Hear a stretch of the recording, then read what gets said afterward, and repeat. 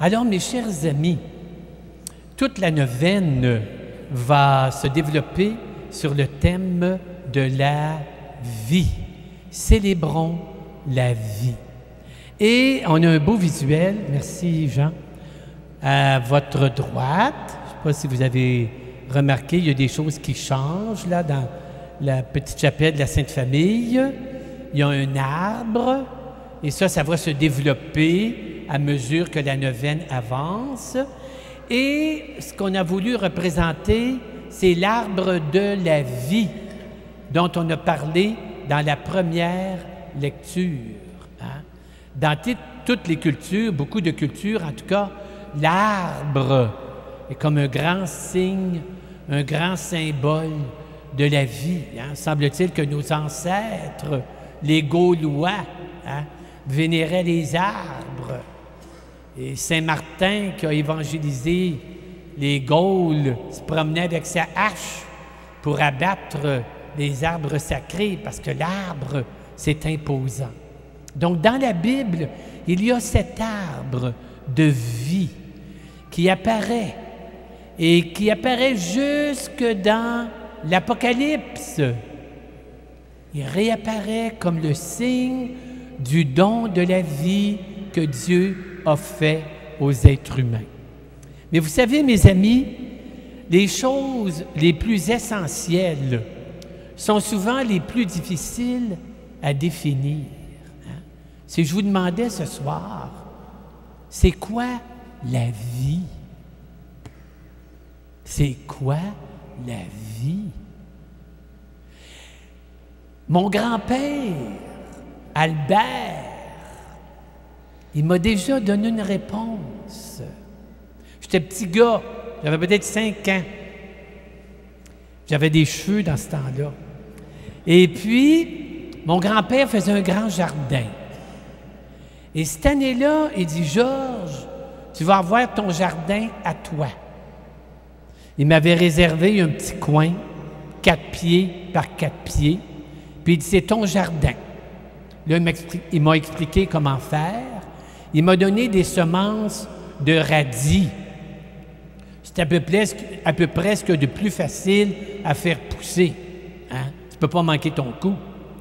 Alors, je commence à faire ce que grand-père m'avait dit, tracer des petits sillons bien droits, et puis planter les graines pas trop proches. Et en travaillant dans la terre, je découvre une petite roche noire, ronde, dure, pareille aux graines de radis. Alors, dans ma tête d'enfant, j'ai dit, bien, ça doit être une graine de roche. Je vais la semer, il va pousser des roches. J'étais sûr de mon coup, là. Alors, je sème ma graine de roche, puis j'arrosais ça religieusement. Les petits radis sortaient, mais la roche, elle ne poussait pas. Puis moi, j'étais bien déçu. Je suis allé voir mon grand-père, j'ai dit, « Grand-papa, pourquoi que la roche, elle ne veut pas pousser? » Puis j'explique, comme les graines de radis, elle devrait pousser. Et grand-papa m'a répondu, il dit, « Tu sais, Georges, ta petite roche, elle ne pourra jamais pousser. Elle ne pourra jamais vivre. » Mais j'ai dit, « Pourquoi? » Il répond, « Parce qu'elle ne peut pas se connecter. Si tu ne peux pas te connecter, tu ne peux pas vivre. La vie, c'est être connecté. Et plus tu es connecté, plus tu es vivant. Prenons le premier niveau de la vie, les plantes. Une plante est vivante. Hein? Elle est connectée. Elle est connectée sur la terre avec ses racines. Elle est connectée sur le soleil. Elle est connectée sur l'air. Mais ça, c'est le premier niveau. Qu'est-ce qui est plus vivant qu'une simple plante? Qu'est-ce qui est plus vivant qu'une simple plante? L'animal. Un chien, un chat, un cheval, c'est plus vivant parce que c'est plus connecté. L'animal est tout connecté sur son environnement, hein, avec ses sens, son odorat, ses yeux, ses oreilles, son toucher, son goût, il est connecté davantage, il est plus vivant. Qu'est-ce qui est plus connecté encore qu'un animal? L'homme et la femme. Hein? Pourquoi? Ben, on est connecté un peu comme des animaux, on se voit, on s'entend, mais on peut se connecter sur notre monde intérieur. À ce moment-ci, vous êtes connecté sur mon monde intérieur, sur mes émotions et mes pensées. Et moi, je vais me connecter dans votre monde intérieur. Je rentre à l'intérieur de vous, madame. Ça vous fait pas mal? Non? Ça va bien? Oui? Je rentre à l'intérieur de vous. Je rentre dans votre cœur. Je rentre dans votre intelligence. On est connecté encore plus. Y a-tu quelque chose qui est encore plus connecté que l'être humain? Dieu. Dieu, c'est la plus grande connexion. La connexion la plus forte, la plus intense. Le Père, le Fils, l'Esprit. Le Père qui donne tout ce qu'il est à son Fils. Et le Fils qui donne tout ce qu'il est à son Père. Entre les deux, c'est plus que la connexion haute vitesse de bel téléphone, là, hein? C'est pas mal plus connecté. Nous autres, on est un petit peu comme l'Internet. Tu sais, des fois, l'Internet, ça coupe, c'est pas vite, ça lâche, ça rentre à moitié. Tu sais, même entre nous autres, les humains, on essaie de connecter, on essaie de s'aimer, mais des fois, la connexion a de la misère. Hein? En Dieu, mes amis, la connexion est la plus intense qui soit. Et dans l'Évangile, tantôt, quand on a dit que Dieu a tant aimé le monde qu'il a envoyé son Fils pour que tout être humain qui croit en lui, c'est-à-dire qui se connecte sur Jésus, soit aussi connecté sur Dieu. Dieu veut qu'on soit connecté sur sa vie. Dans la Bible, on appelle ça la vie éternelle. Ben oui, mais on s'imagine que c'est comme quelque chose qui finit plus, tu sais, ça finit plus, puis ça continue, puis ça finit plus, puis ça continue. Ben non, la vie éternelle, ça n'a rien à voir avec le temps. C'est pas une question de temps, c'est une question d'intensité. C'est ça la vie éternelle. Ça va être une vie, une connexion d'une intensité. Pensez, mes amis, fermez-vous les yeux quelques secondes et pensez dans votre vie à quel moment un événement où vous vous êtes senti intensément en vie. Pensez-y. Quand est-ce que dans ma vie, je me suis senti très, très en vie? Bien, je ne sais pas pour vous autres, mais pour moi, je me suis senti le plus en vie quand j'étais comme connecté avec d'autres personnes. Des moments bien, bien spéciaux où on était proche, proche, proche. Ou d'autres moments où je me sentais connecté sur Dieu dans des circonstances bien, bien spéciales. Là, on se sent en vie. Deuxièmement, ce que je voudrais développer avec vous, c'est que justement dans la Bible, qui est la base de notre foi, on découvre que les deux grands gestes de Dieu dans la Bible, ce sont des gestes de vie. Le premier grand geste de Dieu dans la Bible, c'est la création. On l'a lu tantôt. Le deuxième, c'est l'Exode, quand les Juifs étaient réduits en esclavage et que Dieu a envoyé Moïse pour libérer de l'esclavage. Les deux sont reliés à la vie, la création, hein? Dieu crée la vie. Il multiplie la vie, puis il n'est pas séraphin, il n'est pas pingre, hein? Dieu, il aurait pu dire, bien là, écoute, là, les fleurs, là, 3, 4 sortes de fleurs, ça va être assez, là, des géraniums, des pissenlits, puis une coupe de Saint-Joseph, là, ça va faire, tu sais. Dieu aurait pu dire, bien, les animaux, là, quand même, il ne faut pas exagérer, un chat, un chien, un cochon, puis une vache, ça va être assez, tu sais. Mais non! La vie, des milliers d'espèces de plantes et de toutes sortes. Je me rappelle, quand j'étais missionnaire en Papouasie-Nouvelle-Guinée, j'étais allé à la pêche sur les récifs de corail avec les papous.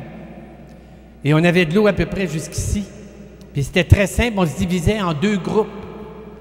Il y a un groupe qui déployait le filet, et l'autre groupe, à peu près à 600 pieds, on avait des bâtons, et au signal, on battait l'eau, et on faisait fuir les poissons dans les filets. Après ça, on ramassait ça, et on gardait ce qui était bon. Et dans les filets, je me rappelle, il y avait un poisson, c'était comme une boule de Noël. Il était complètement rond, jaune, brillant. Ils ont dit, mangez pas ça, c'est pas bon, c'est poison. Puis je me disais, pourquoi Dieu il a fait ce poisson-là? Il n'y a personne qui le voit à part quelques papous qui vont sur les îles les corails. Tu sais?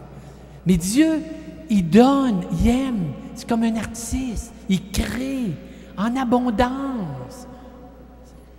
Deuxième geste de Dieu, l'exode. Qu'est-ce que ça veut dire, l'exode, mes amis? Ça veut simplement dire que Dieu regarde la vie qui est écrasée, la vie qui est maganée par la méchanceté, par la violence. Et Dieu, c'est celui qui se penche sur la vie qui est maganée. Il n'aime pas ça, Dieu, voir la vie maganée. Il se penche, il veut la guérir, il veut la relever. C'est ça, notre Dieu. Ça me rappelle une cousine de ma mère. À la fin de la neuvaine, vous allez connaître toute ma parenté. Hein? Une cousine de ma mère, Rosanna, elle s'appelait Rosanna, elle est décédée maintenant. Rosanna avait, je pense, 4 enfants. Elle ne pouvait plus en avoir. Mais elle adore les enfants. Alors, elle est devenue foyer, comment on appelle ça? Foyer d'accueil. Elle accueillait des enfants dont les parents étaient morts ou ne pouvaient pas s'en occuper. Elle en a fait, je ne sais pas combien, pendant des années. Et à un moment donné, on lui a amené un petit gars, à peu près 4 ans. Il ne marchait pas. Ils ont dit, Madame Barnabé, ce petit gars-là ne marchera jamais. Il a eu un traumatisme, il ne pourra jamais marcher. Elle le regardait, puis les jambes avaient l'air normales, puis il bougeait un peu les jambes. Elle a décidé de l'entreprendre. Savez-vous ce qu'elle faisait? C'était très simple. Elle prenait le petit gars, elle le levait sur ses 2 jambes. Il n'était pas pire. Là, elle prenait un biscuit. Elle disait, « Viens chercher le biscuit à ma tante. Viens chercher le biscuit à ma tante. » Le petit gars faisait un pas, il tombait. Elle le relevait. Elle recommençait. « Viens chercher le biscuit à ma tante. » Il faisait 2 pas, il tombait. Elle le relevait. En tout cas, elle a fait ça pendant des semaines. Bien, au bout de 2 mois, le petit gars marchait. Et les responsables, les autorités, ils ont été tellement épatés, ils ont amené un autre petit gars qui était arrangé pareil. Et bien, Rosanna a recommencé. Viens chercher le biscuit à ma tante. Tu sais. Elle l'a réparé. En tout cas, elle en a réparé 3, 4 de même. Mais là, aujourd'hui, Rosanna, elle marche comme ça, comprends-tu? Bien, quand je regarde Rosanna, ça me fait penser au bon Dieu. Le bon Dieu, il marche de même. Le bon Dieu, il est penché sur nous. Il s'occupe de nous. Je termine en disant, qu'est-ce que Dieu attend de nous? Bien, premièrement, il attend de nous que nous respections la vie qu'il a créée. Respecter la vie. Vous savez, vous vous rappelez les 10 commandements? Vous rappelez-vous les 10 commandements? Les 10 commandements, oui? Comment ça commence, les 10 commandements? Un seul Dieu. Bon, ben vous ne l'avez pas pantoute. Vous relirez votre Bible. Dans la Bible, enfin, un petit catéchisme, c'était comme ça. Mais dans la Bible, ça commence. Moïse descend de la montagne et dit, voici ce que Dieu vous dit. C'est moi, le Seigneur ton Dieu, qui t'ai fait sortir d'Égypte. Par conséquent, un seul Dieu tu adoreras, etc., etc., etc. Voyez-vous, les commandements, c'est une réponse à ce que Dieu a fait. Il s'est occupé de nous autres. On était des esclaves. On était écrasés. Il s'est occupé de nous autres. Il a donné la vie, il a relevé la vie. Mais de la même manière, Dieu nous demande, regardez les commandements, c'est un peu le respect de la vie. Tu ne tueras pas, c'est respecter la vie physique. Tu ne commettras pas l'adultère, c'est respecter la vie affective. Tu ne feras pas de faux témoignages, tu ne mentiras pas, c'est respecter la vie sociale. Les commandements, Dieu nous demande de respecter la vie. Et je termine. Des fois, c'est pas facile, la vie. Des fois, c'est dur, la vie. Peut-être que même des fois, on n'a pas trop le goût de continuer. Je vais vous lire un petit texte en terminant, écrit par un auteur juif. À 14 ans, cet auteur était à Auschwitz, dans le camp de concentration. Il a vu son père mourir dans le camp de concentration, puis toute sa famille est morte dans le camp de concentration, sauf lui. L'auteur s'appelle Elie Wiesel. Et dans un de ses derniers livres, il a imaginé un dialogue entre un petit garçon, c'est un petit peu lui qui était dans le camp de concentration, et le prophète Élie. Élie, c'est, pour les Juifs, le prophète le plus puissant, parce que c'est lui qui a arrêté l'eau, puis c'est lui qui a fait recommencer la pluie. Alors Élie, il peut faire n'importe quoi. Il a même ressuscité un mort. Il est pas mal fort. Alors le petit gars, il parle au prophète Élie. Écoutez bien. « Dis-moi, gentil prophète, est-ce qu'il y a un monde où tu es heureux? » Pourquoi cette question, mon petit? « Parce que je veux vivre. » Et alors, qui t'en empêche? Le monde, gentil prophète. Le monde n'aime pas les enfants.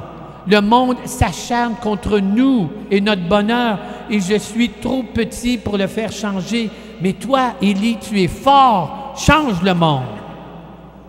Je le regrette, mon petit. Je ne suis pas assez fort pour changer le monde. Je peux juste le regarder d'en haut et avec un peu de chance, parfois je peux venir en aide à un enfant. Alors, qu'attends-tu pour m'aider? J'ai peur. De quoi as-tu peur? De qui? Des gens, du monde. Je suis seul. Mais tes parents, où sont-ils? Ton papa, ta maman? Papa est mort. Maman aussi, je te l'ai dit. Je suis seul. Et tu as peur de la solitude? J'ai peur de mourir. Si tu me laisses ici, je mourrai, je le sais. Tu veux que je t'emmène? Oh oui, amène-moi. J'irai où tu vas. Et sois mon petit, tu vas venir avec moi. J'ai un chariot qui m'attend. Il nous conduira loin de ce monde qui tourmente les enfants. Ah, c'est un autre monde? Ah oui, un autre monde meilleur. Alors, gentil prophète, allons-y, vite! Pas encore, mon petit. Pas encore. Pourquoi pas? Eh bien, tu es petit, tu dois vivre dans la peur, malgré la peur. Oui, malgré la peur, malgré l'ennemi. Je suis triste. Tu dois vivre malgré la tristesse. Je suis seul. Je reste avec toi. Élie Wiesel, dans son livre « D'où viens-tu » Ça, c'est le résumé presque de la neuvaine. La vie n'est pas facile. Parfois, on a peur. Parfois, on est seul. Nous avons le devoir de vivre. Et on n'est jamais seul. Rappelez-vous, la cousine Rosanna penchée. Notre Dieu est penché sur nous.